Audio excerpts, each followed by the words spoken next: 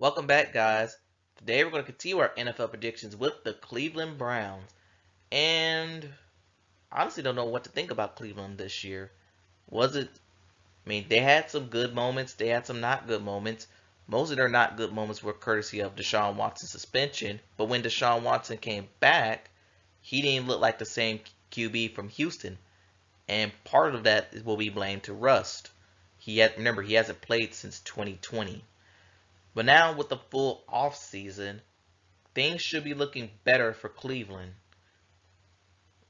Well, at least we hope.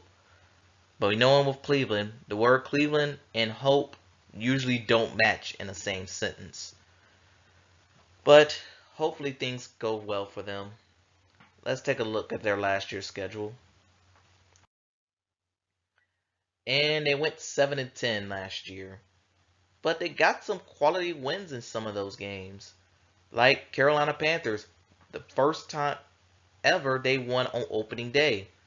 I'll talk about that game in a little bit. They also beat up on the Steelers week 3, and then they beat up on the Bengals week 8. Jakobi Meyers, as limited of a QB he got the team rallied behind him. They got some key wins, even beating up on Tom Brady and the Tampa Bay Buccaneers week 12 in overtime. But once Deshaun Watson came back, the offense kind of regressed. Yes, they beat the Texans week 13, but it was more in spite of Watson and because of him. And the fact that Cleveland's defense finally showed up. They lost to the Cincinnati Bengals, won a low scoring game against the Ravens, won a low scoring game against the Commanders, lost a low scoring game against the Saints, and lost a low scoring game against the Steelers. Although Steelers put up 28 points.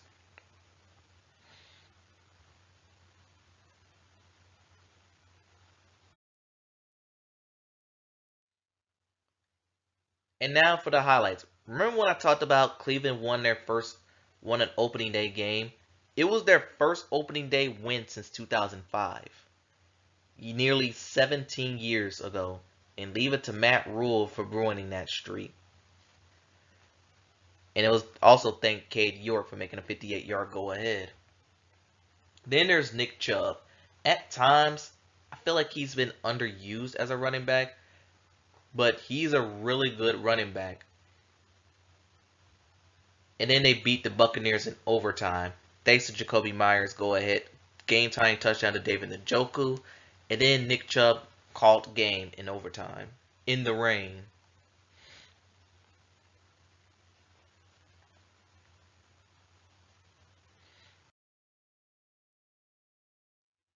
And now for the lowlights.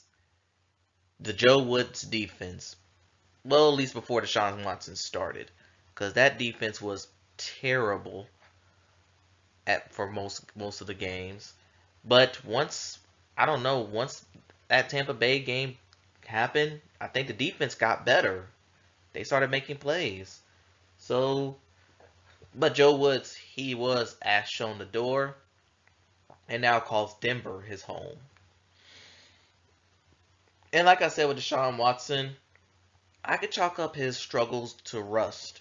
He was more rusty, if anything, because like I said, he hasn't played football since 2020. He was bound to make some of the mistakes he made, but hopefully with the full off season and no more suspensions for now, he could now hopefully he could recapture the success he was in Houston.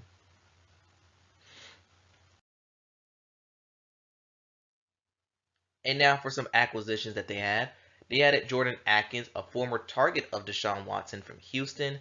Maurice Hurst, Juan Thornhill, he's formerly of the Chiefs. Dalvin Tomlinson, formerly of the Vikings. And Rodney McLeod, who if I recall, had a stint in Philly. Some of their losses included Greedy Williams, who never panned out to be what I thought he was going to be. Jacoby Brissett, he now calls the Washington his home.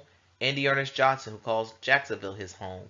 He was always a good third string back because whenever he was on the field, when both running backs got hurt, both being Nick Chubb and Kareem Hunt, he always stepped up and played very well.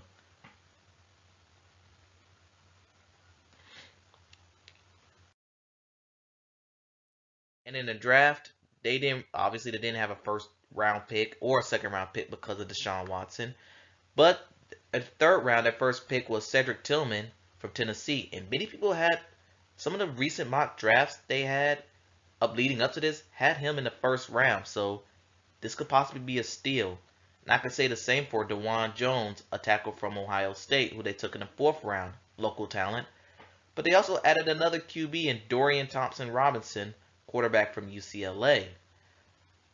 And those are just some of the three biggest picks that stands out to me.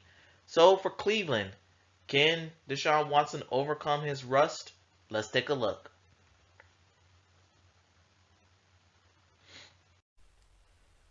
Okay, Cleveland Browns, let's take a look. And you are one of the teams that I'm looking forward to.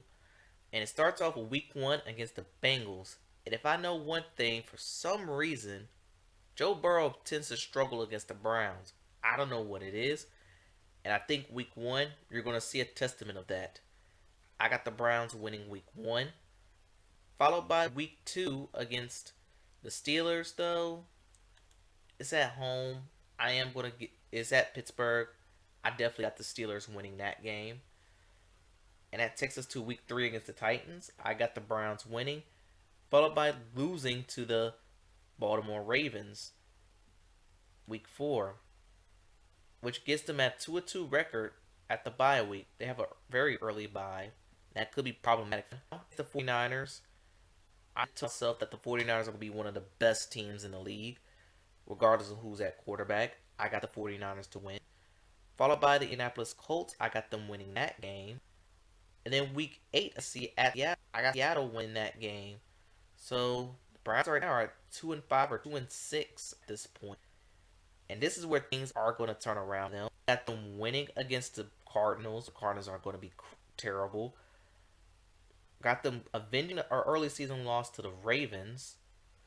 And then week 11, I do got them getting their revenge against the Pittsburgh Steelers. I do not have the Steelers sweeping the Browns this year.